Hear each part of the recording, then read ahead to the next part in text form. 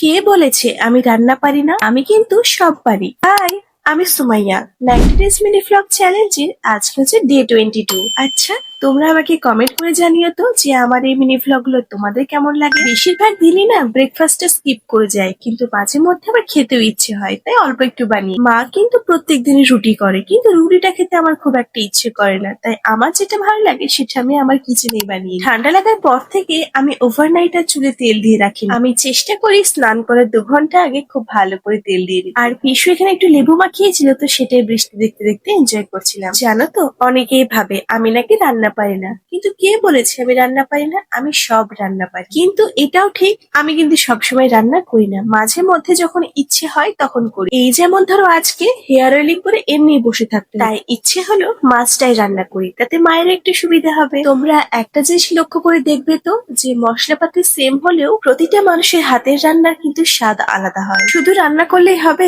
এই যে এতগুলো বাসনপত্র বেরোলো সেগুলো তো ধুতে হবে বলো। তারপর স্নান সেরে দুপুরে লাঞ্চ কমপ্লিট করে সন্ধ্যার দিকে এগুলোই খেয়েছিলাম। আর মিনি ব্লগ ভালো লাগলে লাইক করে দিও।